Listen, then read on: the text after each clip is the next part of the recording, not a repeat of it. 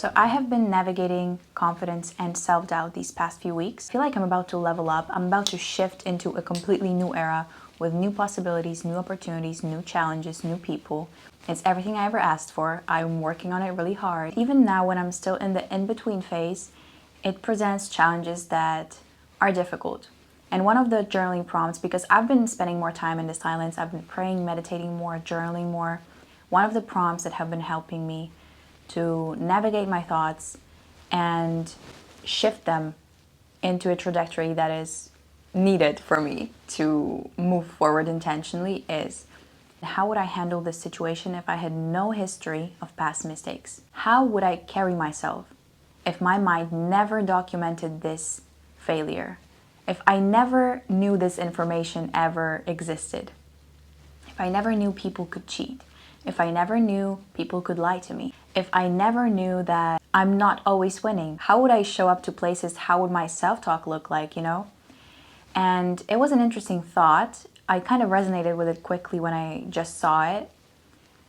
But then I remembered that I always see things from both perspectives, and I can never hold a radical standpoint. I can never have a full opinion on something, and I'm here. I could never be like, Mercury is in retrograde, anyone who doesn't believe in it is stupid. And I could never be like, I hate astrology girls are just delusional.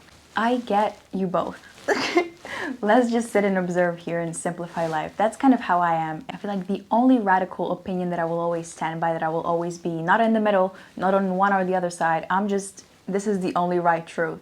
Just be a kind human being. Be compassionate. Don't kill people. Be kind to yourself, to others, and please don't hurt animals. I'm vegan. That's the only thing that I'm radical in. Welcome back to class. Don't be a pain in the ass. Be vegan, yeah. But with this journaling prompt, I was like, how about me remembering my mistakes and learning from them? They're such valuable lessons. We need to respect the power of our lessons. So I'm really grateful that I had my experience with weed, and now I know that it messes with my perception of reality, so I will never ingest it again. I'm not moving it with me to the future because I learned from it.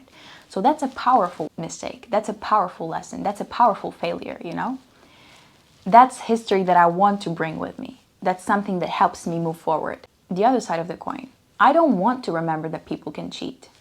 I don't want to remember that people can switch up out of nowhere. I don't want to remember that some people are so hurt they can't open their hearts, so they play a role and then turns out they're not actually who they are. I don't want to remember all these things. They don't help me move forward. I don't want to remember that I don't always succeed. I want to live as if I always win, even if it is not true, even if it is not actually how reality works. I want to be rare. I want to be open, loving, and raw no matter what. That's how I choose to ignore past mistakes in order to shift my future into a better world. That's how I shape-shift Earth into a new Earth.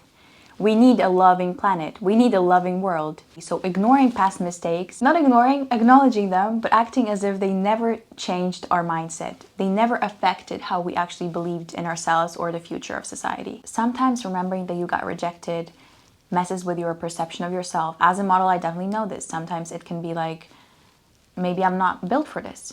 Maybe this is not actually what I need to be doing. It messes with your perception of your vision. It messes with your self-belief. It messes with your self-talk. And doubt plays such a huge role, unconsciously even, in your daily life. So having these mindful moments of meditation a few times a day is so important, to just remind yourself, this is just a thought. This is something that comes at me from the outside, not me.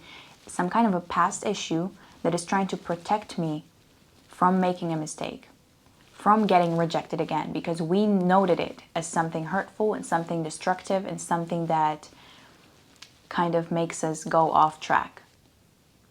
But it only protects me from something that I've noticed that isn't true. This narrative is not something that I want to carry with me into the future. So you don't need to protect me from this. I shift this, I disconnect my thoughts from my feelings, and I choose a thought. And all of these thoughts of doubts, of insecurities, of past scenarios or fears or something that already happened, something that I remember that used to affect me, I pick a thought that I want to carry with me in the future. I pick a scenario, I pick a personality that will be able to handle this. As if this thing that I was protecting myself from never happened. because it might. You never know. But I want to build a reality in which it doesn't happen. So I need to act this way. So what I do is I pick a personality who is always open. I pick a personality who walks in the room as if they own it. I pick a personality who speaks with confidence, expresses deliberately, is respectful, is kind, is always raw and authentic. I choose to not believe that there are people who don't act from the heart. I choose to not believe that I will ever come across these people again. It protects you from adjusting yourself and your raw heart to a wrong reality, because there is nothing going on in this world that is actually dangerous. Most of us live such comfortable lives that the only war that is going on around us is mental. You have so much control over how you are going to live your life. It's just a matter of changing your self-talk and acknowledging this doubt, acknowledging the mistakes that helped you and formed your survival mechanisms. So I never ingest substances. I never talk to people unintentionally. I never show up to these places because this makes me feel this type of way. This is some kind of a set of values, of lessons and mistakes that I learned and I carry with myself into the future. But things that I don't want in the future, I choose to ignore. Yes, I acknowledge with my critical, analytical thinking that people can be this, this, and that. But I choose to not carry it with me into the future because I don't want to see it in the future. And if I don't give it attention, it will not show up. Even if it will be in my presence, I won't be in the presence of this thing. How would you act if you could only win? This is such a beautiful prompt. When you get all this doubt and failing and lessons out of the way, such a beautiful thought to journal about, to think about. How would I actually carry myself? How would I present myself to people? How would I start new connections? How would I start conversations if I could only win? Even me recording these videos sometimes is like a self-development journey like that. How would I act if I knew that this video could change lives? How would I talk if I knew this video could help me resolve some of my inner issues? How would I let my thoughts flow if I knew that I would see myself in a different light? How would I let my voice sound if I knew that it would help carry the message further? Such a beautiful thought. How would you if past mistakes never happened? Just have fun with it. This is actually very beautiful. I'm not going to spoil too much, but I'm right now in this phase where I'm moving forward very quickly. I'm accomplishing things and working towards things that will provide me bigger opportunities for growth. And I'm becoming a new person. So in this in-between phase, it's so difficult to find this balance in carrying lessons with you and not carrying past mistakes that are not valuable in your future. To find this balance and stay authentic and true to myself, I like to channel my inner child. I just remember the version of me that I love the most.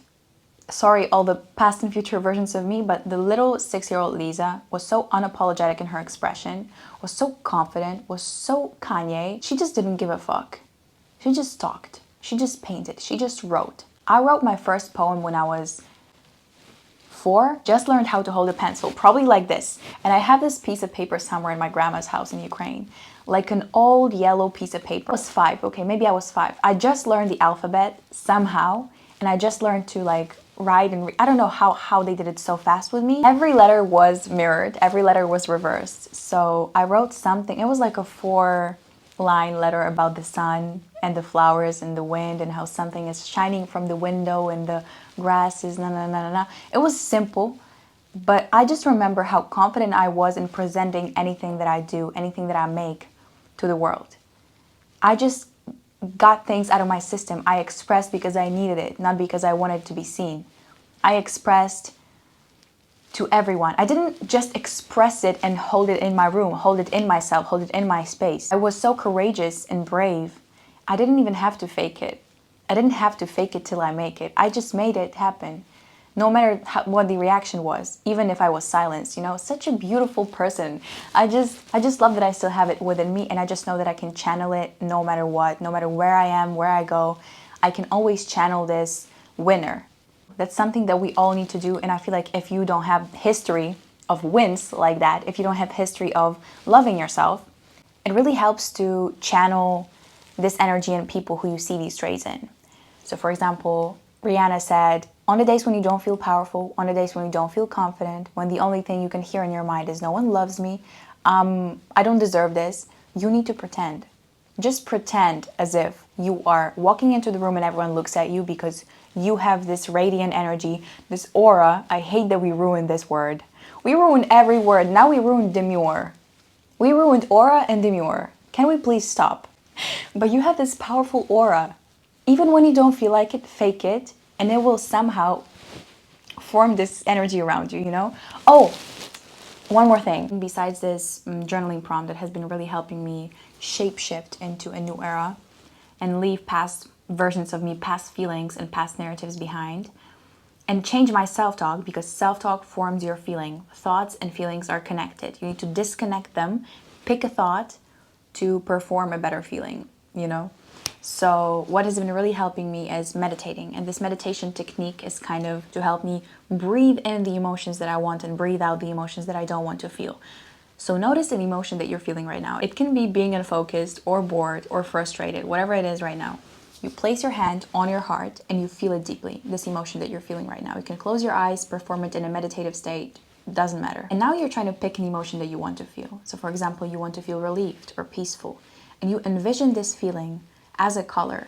You envision its texture, you envision how it smells, what it looks like. You close your eyes and you feel this feeling and you breathe in the essence of this feeling deep in your heart. You still hold your hand on your heart because it helps you to kind of, I don't know, track the feeling, feel it deeply.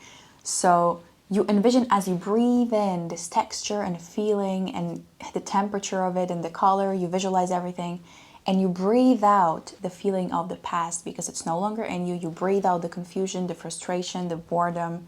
You breathe it out like as much as you can. And then you again breathe in the peace and the tranquility. And you do it a few times and you actually shift your belief system into, yeah, I'm actually full of this peaceful energy right now. It is placebo. It is how meditation works. It is how energy transmutation works. People call it Reiki, energy work, astrology, whatever. Jesus is king. If you understand how much power you hold in your intentionality, in your actions, in organizing your thoughts, how powerful your mind is, how connected to God you are, and how much wisdom you hold, you are only destined to win. There's no way you're not going to win. That's how I live right now. So I hope these two techniques will help you. Use them and try them out for yourself to soothe your mind a little bit. Remember that you are a winner. You can always channel a better version of you, whether it's from the past or from the future. Create it right here. Take care of this present moment because it's building your reality. There is nothing you need to do right now, but just protect this present moment because it is your future present moment. Just this moment right here. You don't need to be anywhere else. You are a winner right now.